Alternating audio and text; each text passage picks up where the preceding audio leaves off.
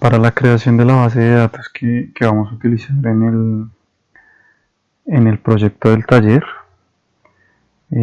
utilizamos distintas herramientas que nos permite crear un modelo y luego con el modelo de entidad de relación poder crear directamente la base de datos y sobre esta base de datos poder realizar el ingreso de registros que nos servirá para controlar el ingreso de vehículos al taller, todos sus servicios y los repuestos que se van a utilizar, además de los empleados que están involucrados en la reparación del vehículo. ¿Listo?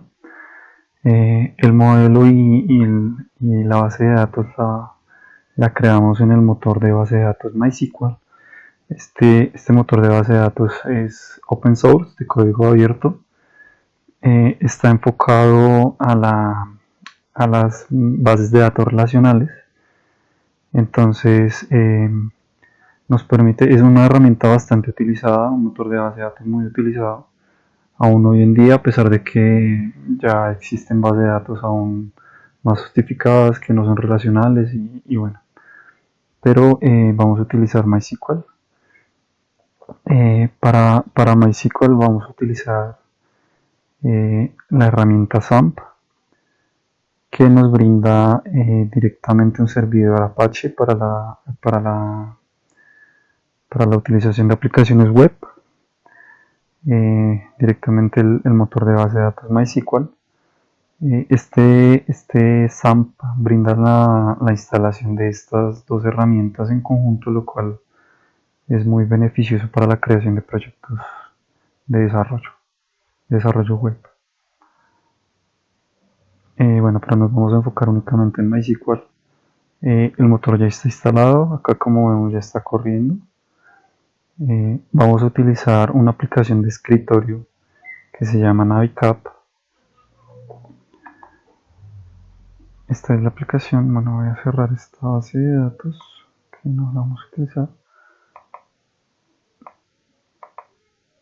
Listo, entonces Navicap es una aplicación de escritorio, como ya lo mencioné. Esta aplicación nos permite una interacción más cómoda, más amigable con el motor de base de datos. Acá podremos realizar directamente el modelo, podemos realizar consultas, podemos ver las tablas que están creadas, podemos interactuar directamente con la base de datos de forma más amigable. Es de aclarar que el motor de base de datos MySQL por defecto trae una ayuda por consola, pero pues digamos que es más cómodo, más amigable poder crear un query como el que vemos acá. Bueno, acá le podemos dar nueva consulta y acá podemos empezar a escribir el código. También podemos realizar la creación de modelos, que es lo que vamos a ver, cómo se realiza la creación del modelo, y ver directamente la tabla con sus atributos y cómo están relacionados. ¿Vale? Entonces vamos a ir directamente a modelo. Acá tengo pues varios. El que creamos para el taller es el denominado mod. Bueno, para la creación de este modelo la herramienta permite crear directamente acá la tabla. Acá dando en nueva tabla permite realizar directamente las relaciones como vemos acá, y pues permite ver el diagrama ya estructurado. ¿Listo? Se crearon diferentes tablas, se crearon 6 tablas que vemos acá: una tabla para el cliente, una tabla para el auto, una tabla para la factura, una tabla para el servicio, una tabla para el repuesto y una tabla directamente para el empleado. Listo. Para el cliente vamos a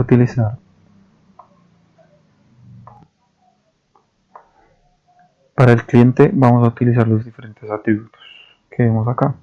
Es de aclarar y hay que tener en cuenta que en MySQL y en las tablas de datos relacionales debemos crear una llave principal y llaves foráneas. La llave principal es el ID que va a tener cada una de las tablas, Este ID es único en cada tabla. Nos va a servir para identificar la tabla que vamos a utilizar en las diferentes consultas, para hacer relaciones entre tablas y para evitar que los datos se repitan.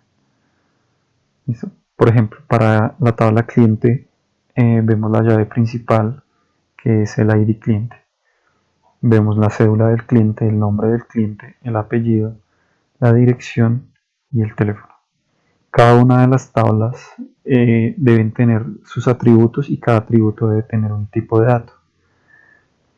El tipo de dato hace referencia al tipo de información que se va a ingresar en cada campo. Quiere decir que, por ejemplo, un dato numérico va a tener un tipo de dato específico. Un campo de texto va a tener un tipo de dato específico para los datos de texto. Por ejemplo, vemos acá que la tabla cliente tiene un ID cliente. Los ID, las llaves principales y las llaves foráneas son de tipo de dato entero. Entonces siempre debe ser entero numérico. ¿Para qué? Para que se pueda relacionar. ¿Listo? Bueno, en la tabla cliente tiene la cédula del cliente, el nombre. La cédula del cliente también es un tipo de dato numérico. Un tipo de dato numérico. En MySQL existen diferentes tipos de datos.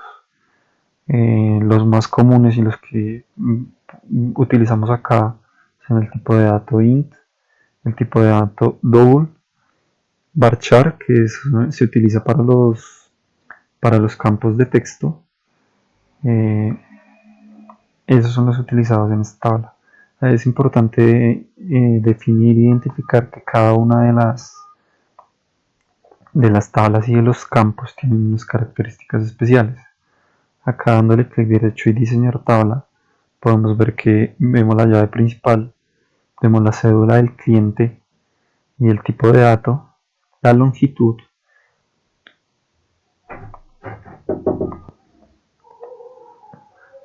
vemos que el tipo de dato, nombre, apellido, dirección y teléfono lo dejamos con el tipo de dato varchar, que permite ingresar el nombre del cliente en tipo texto. Y en realidad el tipo de dato varchar permite ingresar datos alfanuméricos, texto y números, incluso caracteres especiales. Por eso lo dejamos abierto en estos campos. Lo mismo para el teléfono del cliente.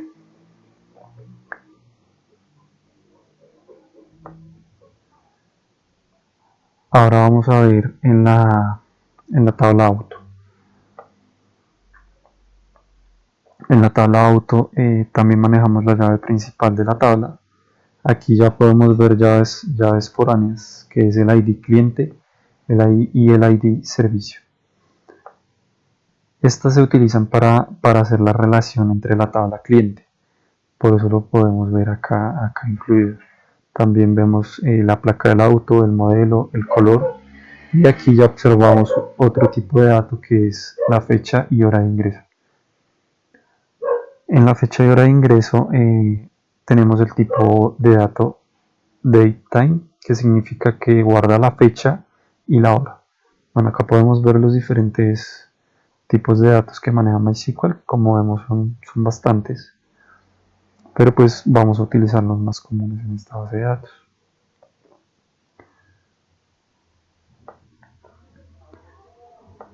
Para identificar la relación que tiene cada una de las tablas, esto se debe hacer previamente en el diseño previo de la base de datos, de la creación del modelo. Damos clic derecho sobre cada una de las llaves, de las relaciones, y vemos que nos indica una cardinalidad. En la cardinalidad debemos identificar si esta tabla va a tener uno o muchos autos relacionadas con la tabla auto.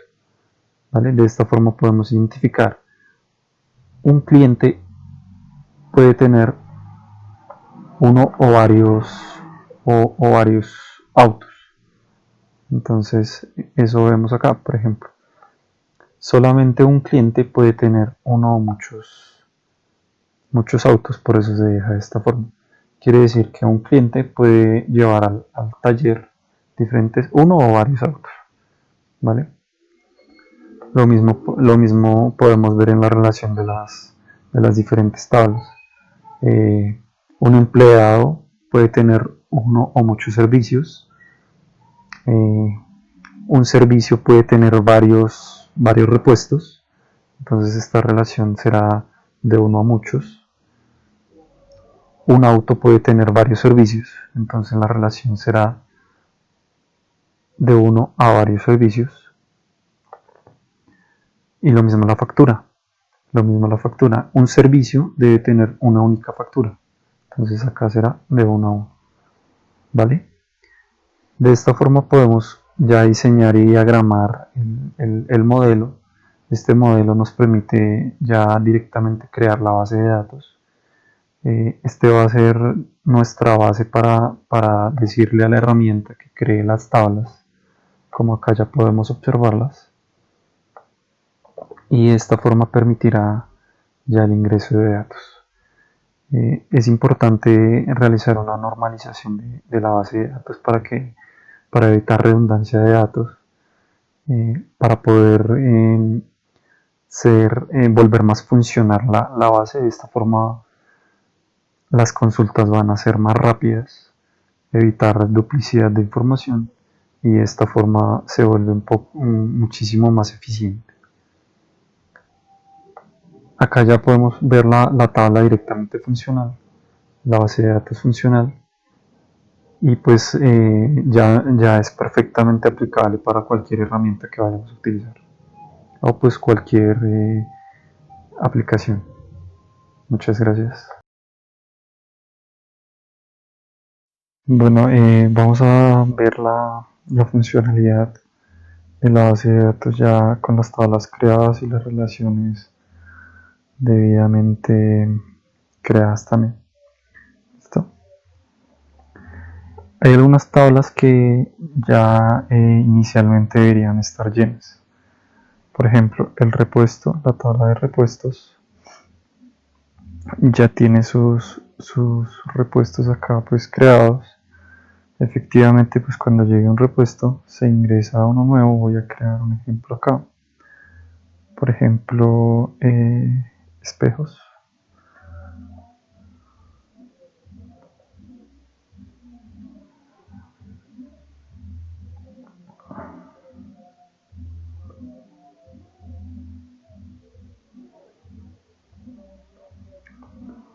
Ingresamos un valor, el IVA del repuesto. Bueno, voy a ingresar valores ficticios.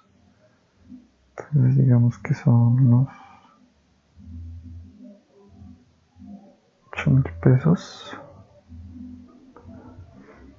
Como podemos observar, este campo queda autonumérico, entonces va a ser único. Una vez se ingrese, va a crear el autonumérico, ¿vale?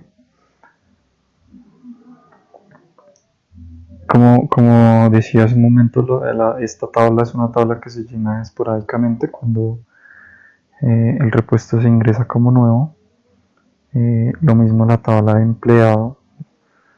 En el taller, pues los empleados se ingresarán los datos cuando pues ingresen a trabajar al taller.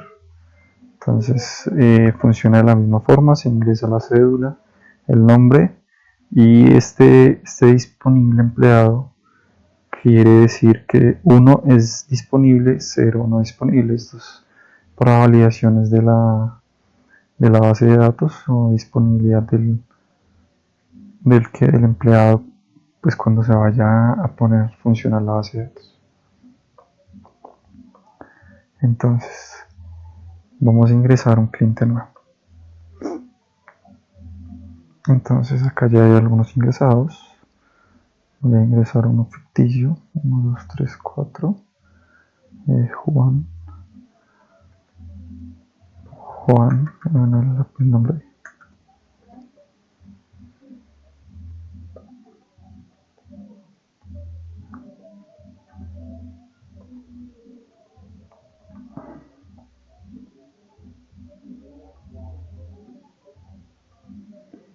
¿Listo?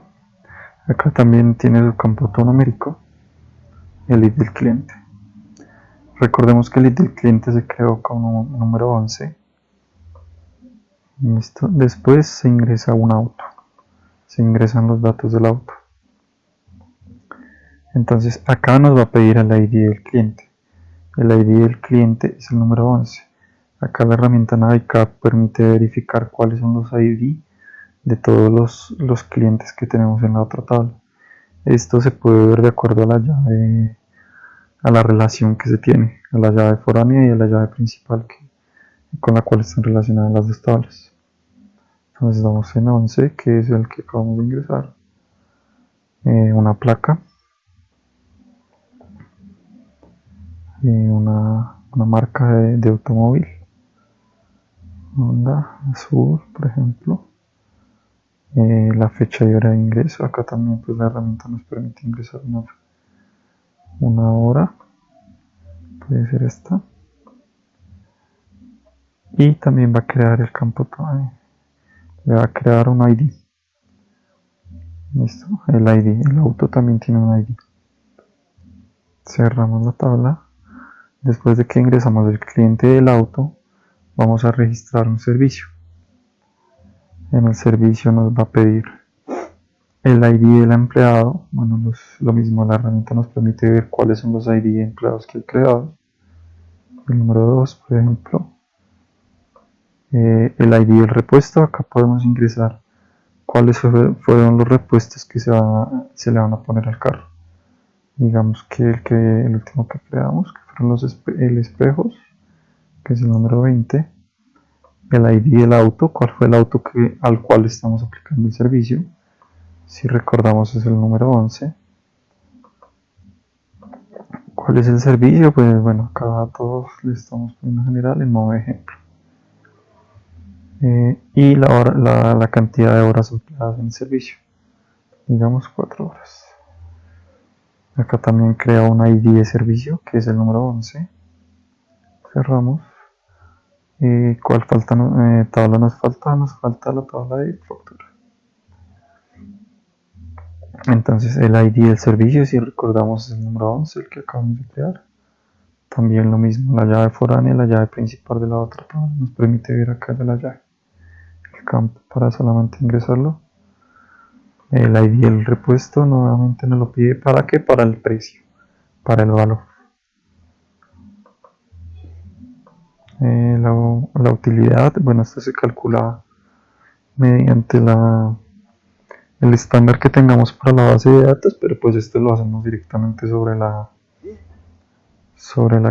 aplicación que vaya a interactuar con la base de datos. Voy a ingresar valores y pues acá el valor total. ¿Listo? Y lo mismo acá nos crea un autonumérico para el ID de la factura. De esta forma ya se pueden ingresar todos los campos y podemos ver que la base es funcional de acuerdo al modelo planteado.